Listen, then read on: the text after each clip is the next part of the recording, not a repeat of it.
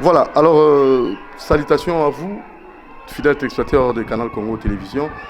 Très heureux de vous savoir nombreux à l'attente de ces grands programmes, Grand H, Grand Homme. Et aujourd'hui, nous avons jugé bon de recevoir pour vous un grand monsieur parce qu'il gère toute une commune et vous allez le connaître à fond, ses réalisations et pourquoi pas aussi sa vision, perspective d'avenir.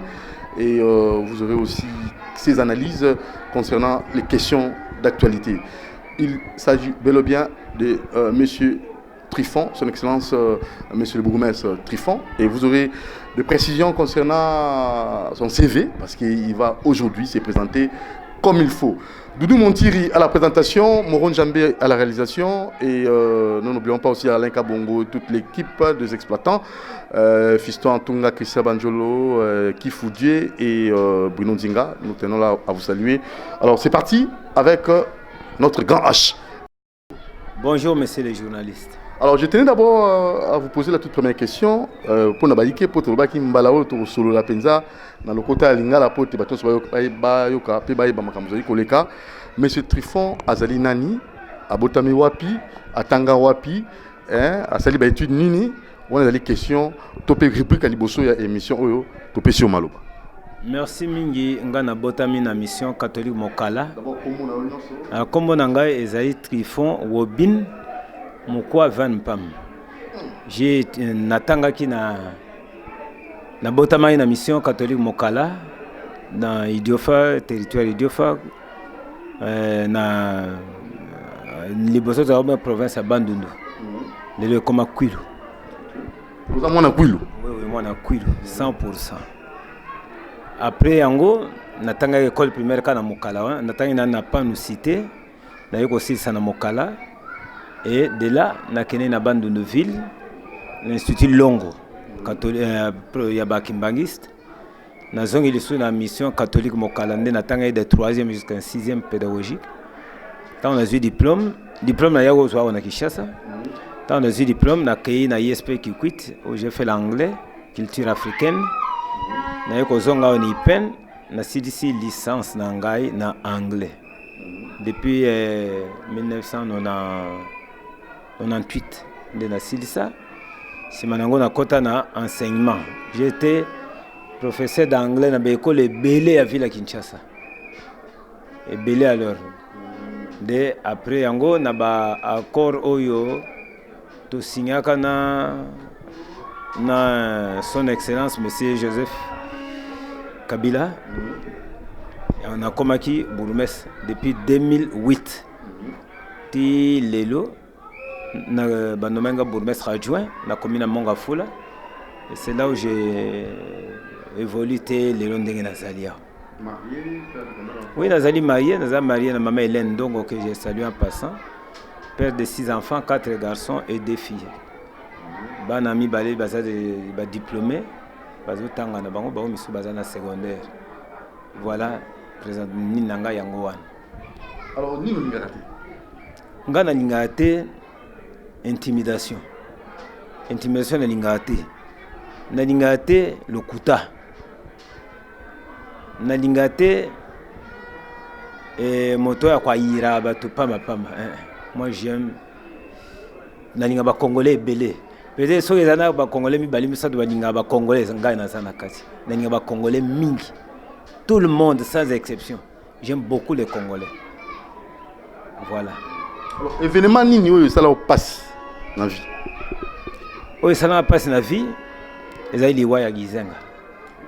Ils ont ça mingi. Parce que papa, quand on a côtoyé qui est, j'ai senti aller motema ya malamu ya kozala na batu. Événement monsieur blessé ngai, agression nazalaki victime na Bar Airways. Bana na botama nanu na bimisa makila na ndenge wana te. Mais quand je voyais l'agression basala ngana makila ko kitana nini, j'ai dit mais pourquoi ils sont des Congolais doivent me comme bayebi ke naza mokonzi na bango ba traiter ndenge wana. Non, c'était une histoire de baffle. C'est bâti ba baffle wana to yana ngona commune. Balinga ba ya ko retirer ba baffle ba on les jours après peut-être ngana za la tante na ngana pesa bon conseil bon ne faites plus ça, tala bobeta conseil mais o éclaircir un peu bande ko bazola ndeza ki ni penza pour événement où ça la repasse. Non, na cadre ya ko nuisance sonore. Nous sommes à 22h, je crois, 22h. Nayoki, notable, il y a Maman Mobutu a déclaré que awa moyen salité, bar oyo, ils ont produit une nuisance sonore. Qu'est-ce que tu peux dire? J'ai dit non. Natini ba policier, ba lobby que bayoki angote, ba moni bar les jours avant. Nabi bonga ils na kitapé, ils allaient na cadre ba misala na biso. J'ai pris la jeep na garde nangai, na kena ba ici des gardes, ok. Natini bango équipe d'avance ba kene kota la ba yebsa bato wana que bourgmestre azali banda dingika ba bafle wana ya comme ça demain vous venez à la commune. Aïe aïe. Ba bloquer ba policier. Avant d'aller na ko interdire bango muto moko tirer l'issacité. Et ils ont obéi. Ba ke ba bloquer bango. Na moni ba zo mela na kene kuna. C'est comme s'ils attendaient. Ils m'attendaient alors. Ils ont commencé à m'agresser sérieusement jusqu'à me blesser à la tête. Alors, j'ai appelé le général Kassongo qui est venu à mon rescousse en envoyant les policiers à Mbata. Et ce sont eux qui ont cassé la porte. À ce moment, le sang coulait. Le sang coulait sérieusement. J'ai dit que c'est la première fois dans ma vie où on a mon abattu, basali barbare, agressé mon conseiller. Ça m'a fait très mal. Bon, heureusement que l'audience foraine est Salamaki, basant en prison. Bon, bah purger peine à bango pour balasima ba sala lisubuzo bandenge wanate. Tant to lobby nuisance sonore et zalinga moto na inventé en côté. Et zali mi beko ko na mboka ba lobby non, botika nuisance sonore après 21h30 et tout le monde est derrière la loi. Mais bango ba sala mutu makasi. Et voilà cet événement vraiment ça c'est égotique ngai no quitté. C'est ça. To kokinda mais c'est quoi nini we markayo? O e marka ngai. Oui, marquanga ezala changement alternance. Il y a comme un président où il y a un makasi na mai kilo mai tout na ndota belité tout ça. Mais andimi ko ça l'alternance na président Moussous. Un événement ya liboso yonga na Monica et sans qu'il y ait effusion du sang. Événement on est marquanga makasi. Yango na bomba yango na mutu na ngai. Et je vais toujours dire ça à mes enfants n'habiter l'exemple à Rolanda yango wana. Je salue le président Joseph Kabila en passant. Vraiment, c'est un homme fort. Force n'a pas de bitumate, mais force n'a pas d'idée ya bimisaki ya konimate non non, c'est mon pays. Voilà l'homme qui aime son pays. Les allez qu'on dit que non, na sali tanangai, na la alternance sans effusion du sang. Alors si quand Batomi bazao kansa que non, il cause la matata kabila ko tikate tout ça. Mais il y a tiké yango calme non, je l'apprécie beaucoup. Je l'apprécie sincèrement. Ça va, donc ça c'est l'élément le plus marquant. Alors, tout ce que na la réalisation, après tout, la question d'actualité, ni au social na commune Yamonga Fula, banda au banda na 2008. Ok. Na commune Yamonga Fula, so y bomoni salo ezana ngambo. Salo bazo célébrer mariage, l'initiative est partie de moi. Ngambo tuna bengaki collègue nanga to za salane Olivier. J'ai dit non non non. Au moins que ça la mariage libanda na ba véranda tout ça, na ba bureau amike oyo eza malamu te. Tout ça les loko moi iloko mo boy. Vraiment zali na motema ko fongwama. Tout ça là ki yango nde au moni kuna ba mariage ça la maka même na ba condition ya moi malamu. To le bien impeccable était mais ya moi malamu moi ça la bien zali. Ba to ba yaka ba ko apprécier abiso. Tant otoye na Olivier to le bien non.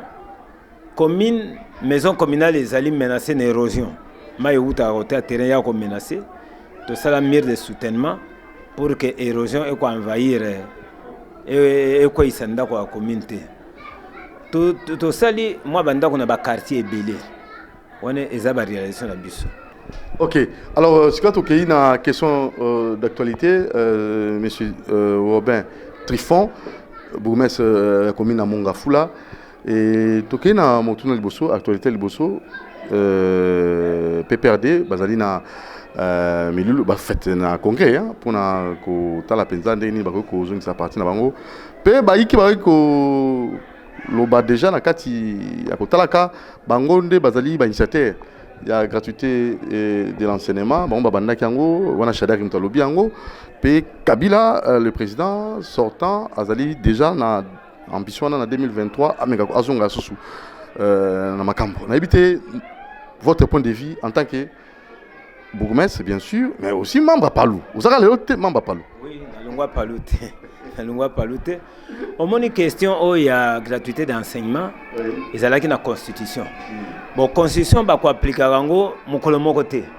ça na ba étape faut que na ba étape yo ko sala ngo noki OK okutani na libako na nzela et comme il so voilà un homme réfléchi ba bimisa ngo na constitution yo quand ba article la constitution on nyonso ba appliquer rango ils ont mis sur moi et là il y a quoi moi l'enterme ko appliquer yango si la constitution est là qui est gratuité enseignement donc bato bazali déjà une idée que un jour et ko comme Félix il est là à commission effective oui à commission effective mais ils allaient peut ko boiter moké parce que toi moi ba grève par-ci par-là nous croyons que ko simba perfection est dans le monde ôté mais moi c'est moko ba 60% 70% ko simba kaka mais le tout Kabila en 2023 c'est pas mal ce n'est pas mal Kabila beaucoup fait pour ces pays azali mwana mboka soki amoni na 2023 a pesi projet de société oyo peuple ba ko sepela nango a postuler ba voter c'est pas un mal c'est un Congolais.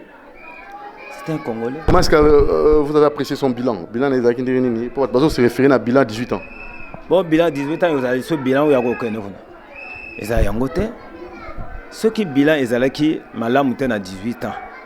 Tant qu'on postulé, à ko banda ici quand yo chichi à côté aller accueil, à ko zonga diso bilan où il y a mabé konate non, exacté. Je ne dis pas que bilan ça là qui connaît ça y a mabé té. Moi malam où ça qui a mabé pe ça là qui. Mais to a luka tant qu'on s'est perfectionné, alors pour tous ceux qui pensent que FCC Zop ça cache tant que ça mon salaté, tant que bazana quatre alliance, baso soit lobby bison to bandaki bino lobby effectivité mais pourquoi est-ce que basine ko bison to bandaki so baza bango na quatre alliance? Wana ezali lokuta. Ezali lokuta non to wana ezaba rumeur bata cité bazo lobango. Les pays to pays to wuti na makambo ebele ya makasi bo sala bo insécurité ba bomi ba toto il faut arrêter yo zo sala on sala malamu soko yoki kuna localité moko kuna ya Congo ekwei na maboko ba ya FDLR yo sala ni il faut d'abord tout arrêter c'est la sécurité avant tout c'est cela le problème donc FCC na cache bazali obligé ce sont les douleurs d'enfantement. Oyaye ba vandi sika moko ba sangana po na ba imer na bango sangana ekozwa moi 18 mois temps oyo bazalaki nango divergence ezali lobby ezali te ekozala so lobby ezoya do ba kene baza obligé ba kanisa peuple azana besoin ya ko swana ya ba individuité peuple azana besoin amona bango ensemble pour que parce que dit-on que poto sala bien et sengeto zala bo moko peuple azana besoin amona bino bo moko pona bolamu ya peuple ya bana ya mboka ba ko swana ya pama nana moni yango pe clairement te ke bazo swana babeta na makofi na monika bazo swana oyo kuna azana majorité parlementaire azana ba majorité na ba gouverneur azana ba majorité oyo ye motazali président de la république azana ba prérogative na ye donc esengeli to sunga to zwa ba divergence wana nyonso to sangisa yango et comment convergence pour la bonne marche de notre pays. Voilà, c'est ce que nous voulons. Et vous pensez que ça pourra marcher? Ils ont qu'à aller en bon train. Et ça, la question en conscience. Si moto a eu intérêt à peuple avant, intérêt à peuple avant, ça va marcher.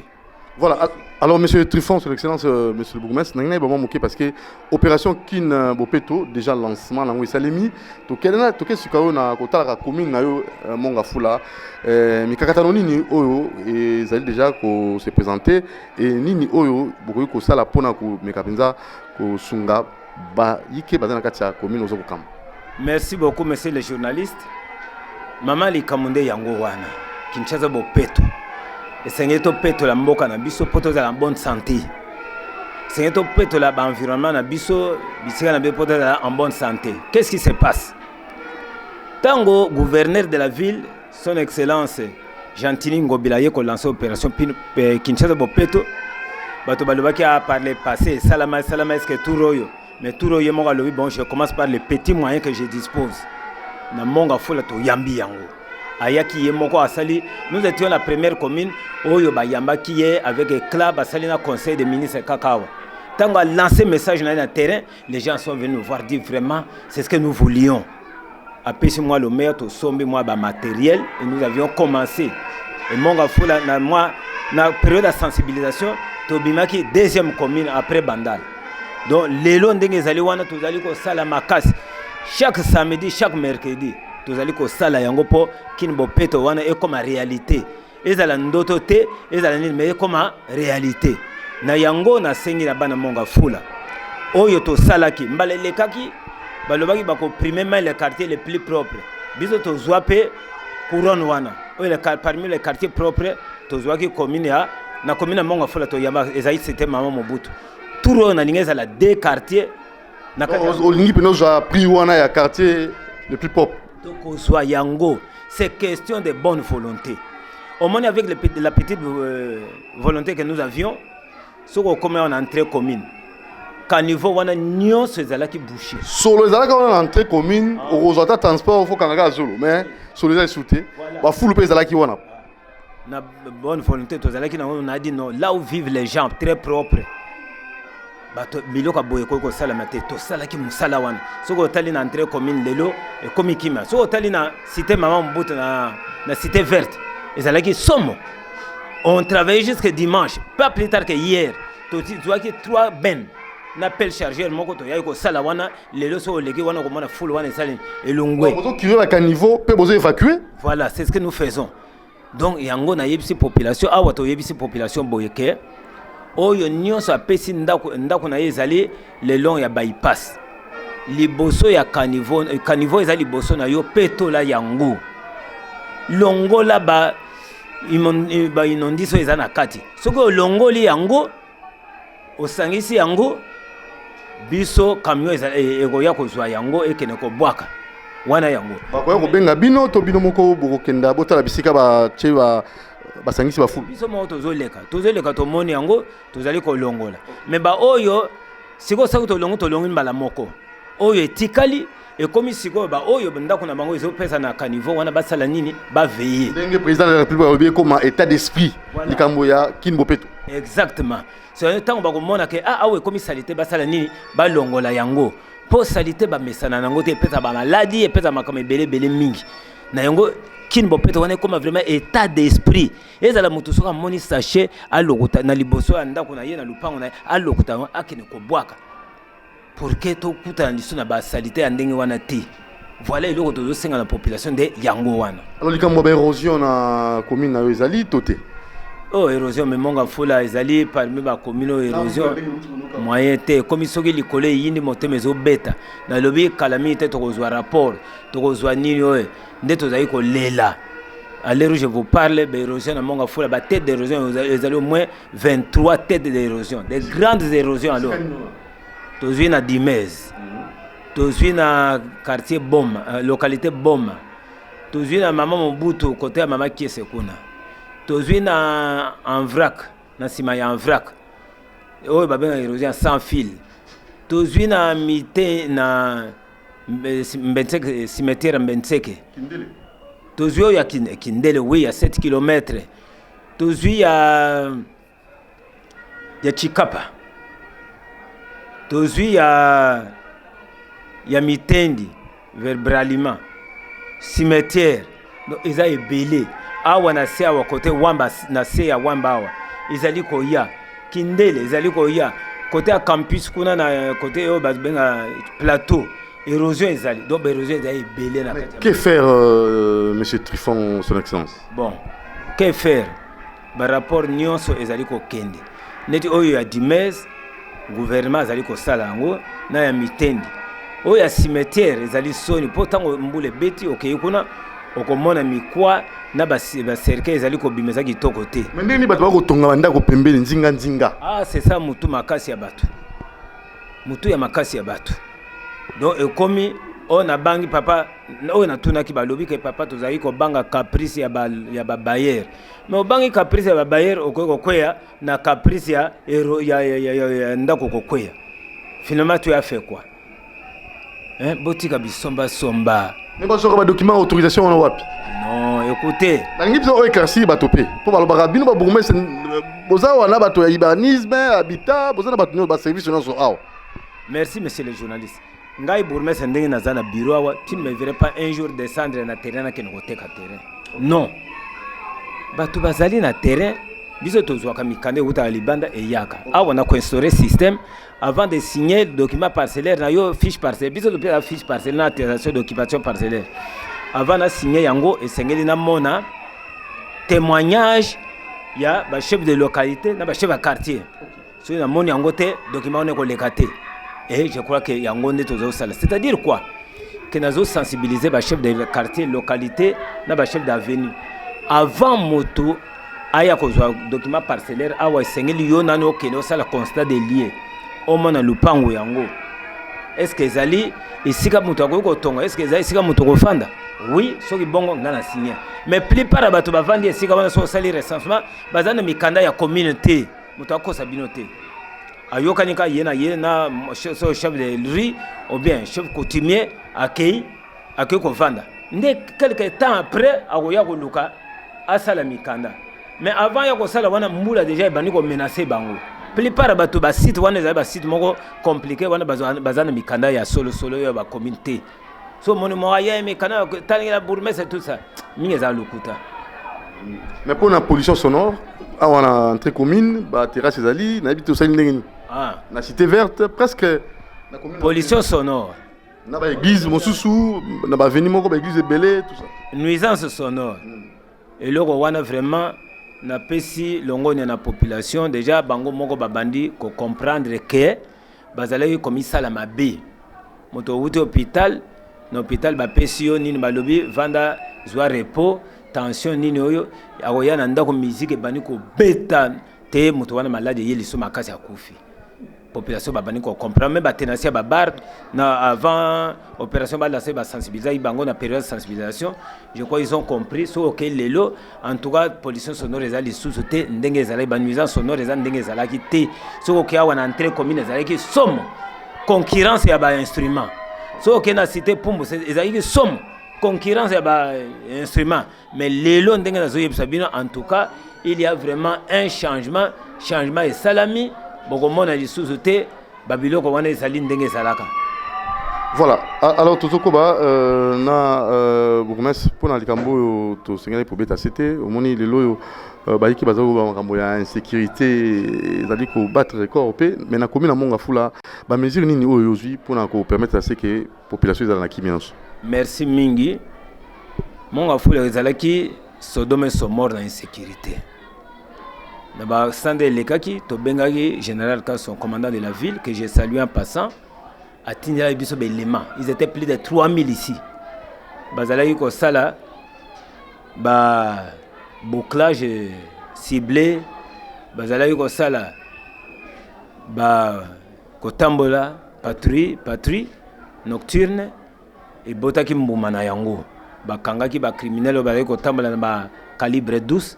Nako beta batu bambeli bazwaki bango bakene na bango après toye ko remarquer que bakisa mili sous et kana rien ba miteni ba étude mi to sali ezali ba oyo bazali ko wuta na province voisine na biso basangani na ba oyo bazali ko wuta ma commune mususu nde bazali ko sala terrain prédilection ezali ko po bazali mona net que ezali ba espace non occupé.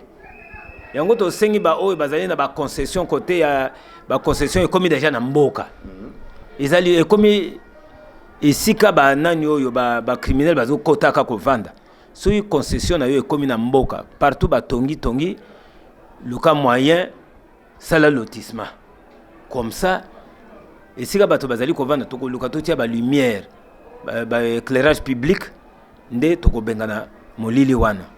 Donc on moni que insécurité wana ezali créé na ba oyo bazali ko wuta ailleurs mais bana monga fula bango moko c'est rare omona baona biloko wana bana monga fula bango mingi te na yango ba mesure mosusu ezali siko so OK na mitende ko mona bazo tonga ba ji moko boye ba logi place moko boye ko bomba ba oyo to bengo ujana bazo ke vanda kuna na mitende pour surveiller bien la frontière donc bazala kimia mikolo ezali koya dans un bref délai bazali ko sala musala wana. Mais seulement na zimotuna yo elinga la mutubu sur le plan culturel commune, vous avez positionné les Nessikanini. Même, même activité sportive, vous avez habité Mongafula. Tout senti bino penzate commune. Même si la séquelle les alibis sont habité. Des alliés, chercher culture à Zali. Makamuni bozo sala na commune na Mongafula sur le plan culturel. On a les comme touristique, boye baké Mongafula les alliés. OK, on a tourisme, voilà. Tourisme Mongafula les alliés commune touristique. Ezalani. Ezali na Lola Bonobo. Ah, Bonobo ezali, voilà félicitations. Lukango na Afrique mobima, au mona sanctuaire wa Bonobo kaka na Mongafula. Oui. Yango na singi ba parents oyo bazana ba commune misusu. Bozwa bana na bino bakene komona eloko wana ezali richesse ezana mboka na biso. Na Kimwenza na quartier Kimwenza omona ngo so ke komona oyo babengi lac Mavale merveille ya Nzambe. D'ailleurs le président de la République tanga mona ki yango azali flatté api mesika ya boizali wana kati richesse tokeneki lancement ya journée ya lutte contre la pauvreté akino lançango na epai na biso. So ke na mood nature okomona kuna kitoko okenda lutende le sika oyo Simon Kimbangu penda atambola ki anataki na mabanga ba empreinte etikala est-ce que oso mona mutu normal onyata na libanga makolo na yo ba empreinte na yo etikala na kati ya nini eza na Mongafula voilà bisika oyo so okena nini Africa Palace eza na kati ya Mongafula merveille okena cercle Mayalos basi touristique eza ebele oyo kei wana pardon asuta Lukaya ils ont Mongafula.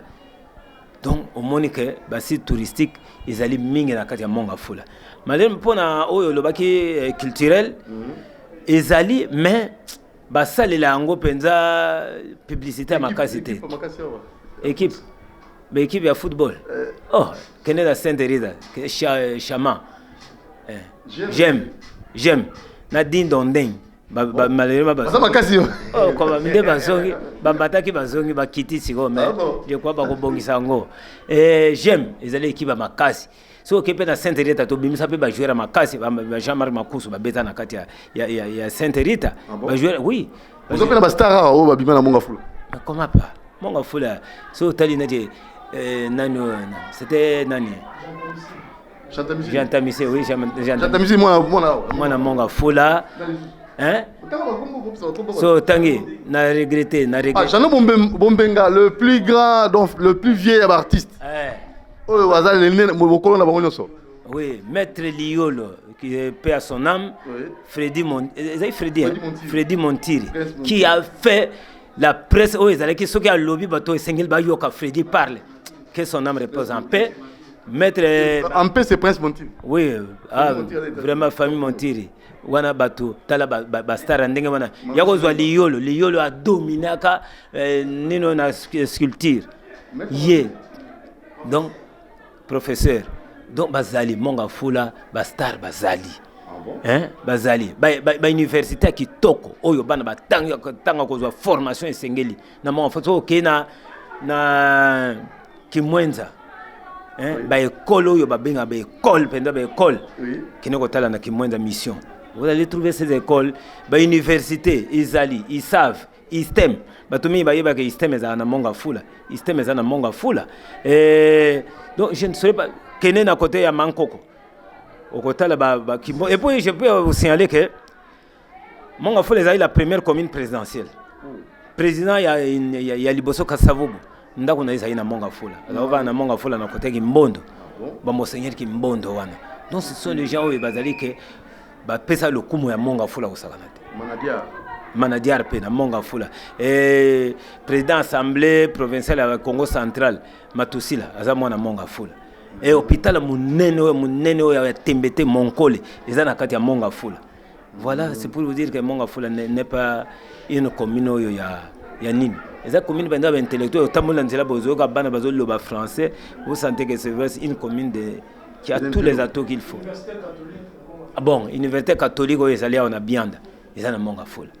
Voilà, ça c'est très bien donc commune moko riche mais c'est quoi Wenze à Mongafula. Wenze malheureusement tango bao ba leka liboso ils n'ont pas prévu ba espace ya mi au sala ba Wenze.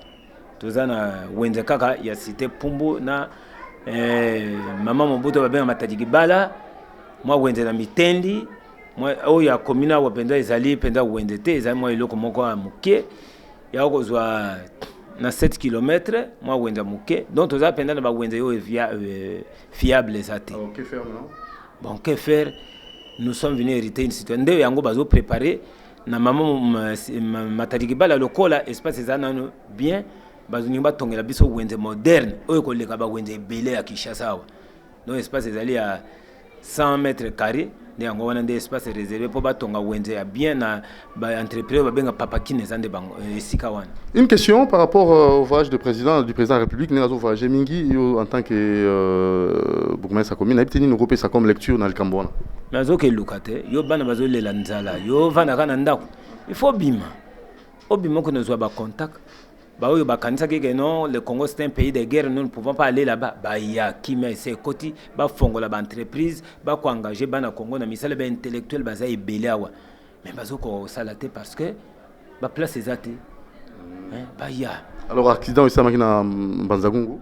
Ah non, c'est déplorable. Ngai soki makila ya Congolais moko ekiti na yoka passe.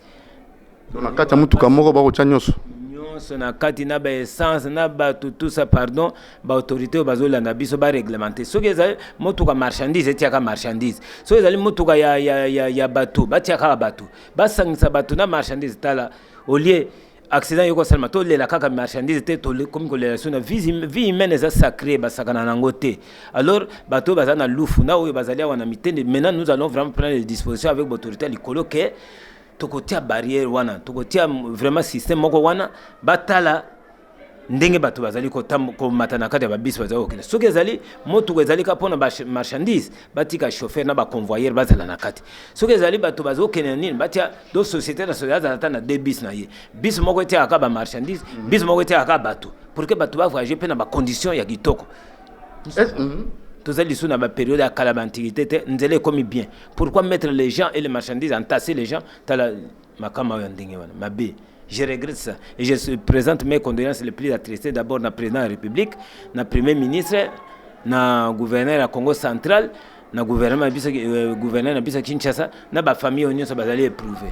Ça c'est bien. Alors, toujours évolué, tout qui m'a allé dans la sous-émission. Nous avons bon manqué parce que tout qui tout rappelé de votre part, du Cambo, il y a chef fait de rue.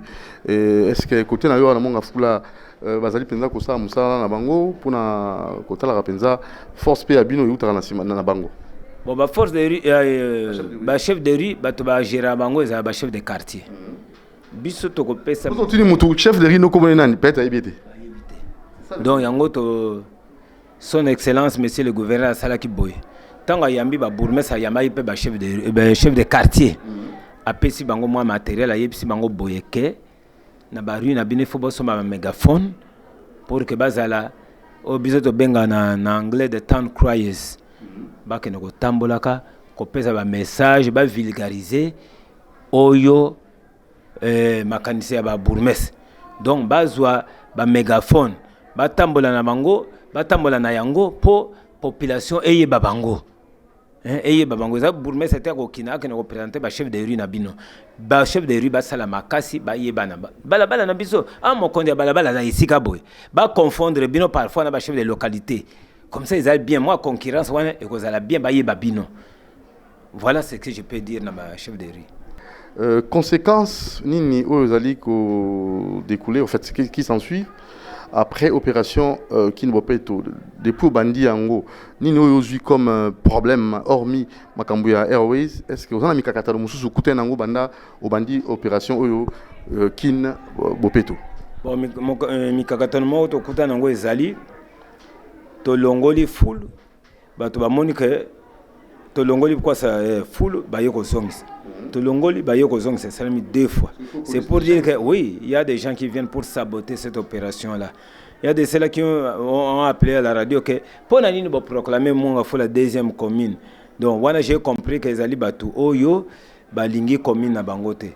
Baya, to enregistré ba ONG Nyon so Salami, Salawana Awana Derko. na service ya Delco ba ONG wana bazali déjà répertorié ba yaka na ba idée kozala te ka moto amona ka négatif il faut qu'on mona quand même moi effort oyo moninga sali yo yaka na ba idée na yo service moko ezali ouvert awa ba ko yamba yo idée ozali nango yaka nango poto to meka ko bongisa commune neti awa to ninga to sala ba poubelle marque ezana hôtel de ville wana to luki ba tono ba sali ba poubelle oyo ezali facilement renversable, c'est-à-dire ceux qui baté ba inondis na kadité ba ko balola ngo boye et koti mbala mona motoculteur ou bien na pousse to sali yango ekeye. Voilà ba idée to za nango pose ezali yango au lieu d'être dans ton coin que pour critiquer amener aussi les idées constructives, ça ferait du bien pour notre commune. Alors tout le monde en salle au mariage tout ngi peto mona poto je appelle que buka kinda ko mona komina wa ya monga fula buka kinda ka batu batonga bisika mala muteto ndeni.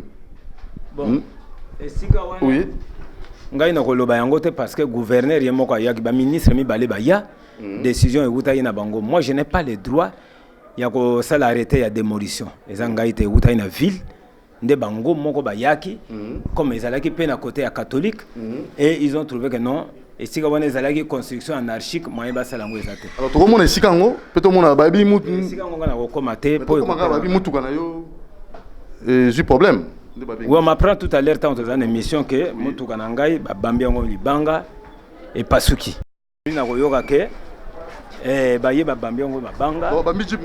Oui. Qu'est-ce que la Jeep a à faire? Jeep est Salini. Donc, comment la Jeep? Le problème est que salle de fête, salle de fête, Yangoyo. Oui. Autotongaki. Oui. Si vous Jeep, nous avons dit que Airways, si vous attaquez Jeep. Attaquer Jeep, qu'est-ce que la Jeep a à voir dans ça? La démolition de la bicycle, la conséquence, et comme une bino, la bourgmestre va subir. Voilà. Mais ça, c'est un voyou qui a fait ça. Qu'est-ce que la Jeep a à faire dans cette affaire? Dans la Jeep, il y a un tongo Jeep bien, mais il y a un sali yango, a panzi yango, na kosenga na ba konzi na ngai. Oyo ba pesa nga Jeep oyo. Ba mona bango moko que il y a une voyou des voyous, bazami balé so misatu bayaki pour avoir construit un endroit qui n'était pas approprié, autre bien construction anarchique et ils ont voulu venir s'attaquer à Jeep. C'est-à-dire qu'indirectement ils se sont attaqués à moi. Si j'étais dans la Jeep, je pouvais facilement me blesser. Bon, alors na kosenga na ba considérer na toti na bango acquis des droits, il y a pas un problème. Alors maintenant na ba attaque aboye na ba question aboye opération kin bopé tango rolemba to ndeni e bandaki na Airways ye suko landa yo liboso e siko ozali penza mais ba attaquer yo. Bon, je ne sais pas. Ba Trifoda béton. Obi Trifoda béton ba kokate. Leader de leader, béton de béton. Peut-être ils ont eu à tromper la vigilance et la police de ba côté pour na bomber en côté la police. Bon, bah, ils ont trompé la vigilance. Bah, il a été pour qu'on battre, parce que déjà mon mariage, de bah profiter nini wana ba ya ko salango. Mais on va pas laisser, on va pas baisser les bras to ko salango ka. Et ça musala ba pesi biso photo salango to lembati. Alors pour finir, apparemment mission garage sur Toum Nasuka, ni nous adresse na la population, ya monga fula na ba autorité et peut-être un mot peut-être pour na ba onyo so balandio. OK, bah ça la kimia to sala musala ya l'état. Je ne suis pas venu ici pour rester éternellement. Na yaki nazana moi temps ya ko sala misala temps nanga nazo sala na sala batika kimia to sala quand je ne serai plus là vous voyez Massoum hein c'est le bourgmestre qui a fait longtemps ici hein, parmi les bourgmestres il a fait 16 ans lelo atambola na ya tiki musala zo tambola na to zo ya to beta maboko na nzela ça suffit. Je suis pas venu ici pour rester éternellement. Si tu as fait ton temps, tu es parti, c'est fini, laissez les autres faire leur temps. Et tu viendras, si tu pourras revenir, tu viendras que de monter des histoires pour venir casser des histoires comme ça, c'est pas gentil. C'est drôle ça, c'est drôle. On dit que mamie, moto a bouqué ninoyo, a somaki lupangu, na place moko sengela quitté. Na tango bayeko bukango a formé association pour venir commencer à m'agresser. C'est pas gentil ça. Donc votre vie est en danger. Mais vraiment en danger, mais ils ne sauront pas, ils ne me feront rien. Vous priez aussi? Je dis qu'ils ne me feront rien. Vous priez? Oui, je prie sincèrement. Vous êtes chrétien? Alors, oui, je le suis. Je le confirme, je suis chrétien, un vrai chrétien alors. Alors vous n'avez pas peur? Non, peur de quoi? Alors, Palou. À Airway, ils avaient tous les atouts pour m'éliminer, mais ils n'ont pas réussi. Et je suis là, hein, ils étaient plus de 100 personnes contre moi. Ils n'ont pas réussi. Et ils vont réussir quand je suis ici avec un endroit pareil. Alors, Palou, tout ce qui s'en Palou, qui s'en paix à son âme. Oui, bon, paix à son âme, j'ai regretté beaucoup. C'est lui qui m'a formé, c'est lui. Hein, c'est Gizenga qui m'a formé. Je ne cracherai jamais sur le visage à Moutouana. Il a formé un gars. J'ai beaucoup regretté sa mort, mais c'est arrivé, biso Hollandais, parti et Zali. Bien que dans la vision, pour y aller, mon vision, mais oh y azali ko kenepe na rythme oyo toza ko sepela nango. Ça va. Merci beaucoup, Monsieur Trifon, son Excellence, le bourgmestre commune à Mongafula. Nathan, on peut s'arrêter sur l'émission Grand H. À la prochaine occasion. Merci beaucoup, monsieur le journaliste. Ciao. Ciao. Voilà, c'était Grand H avec votre humble serviteur Doudou Montiri. Vous avez bel et bien suivi l'émission et le bourgmestre a donné ses différents avis concernant sa commune. Ici, nous sommes dans la 7 de la commune de Mongafula et vous avez suivi avec beaucoup d'attention M. Trifon Robin qui a donné ses opinions et pourquoi pas aussi ses perspectives à venir pour cette commune de Mongafula. J'ose croire que prochainement nous allons encore faire un tour dans une autre commune, peut-être que ce sera la commune de Lemba, de Bandalungwa, de Matete. Vous pouvez nous appeler si vous voulez peut-être participer et donner votre point de vue au numéro affiché au bas de votre petit écran, plus 243 89 61 52 634. Plus 243 89 61 52 634. Doudou Montiri et Moron Djambé qui a réalisé cette émission. Pourquoi pas aussi Alain Kabongo et toute l'équipe. Nous tenons là à vous remercier. La rediffusion, c'est demain samedi à 9h10. Portez-vous bien.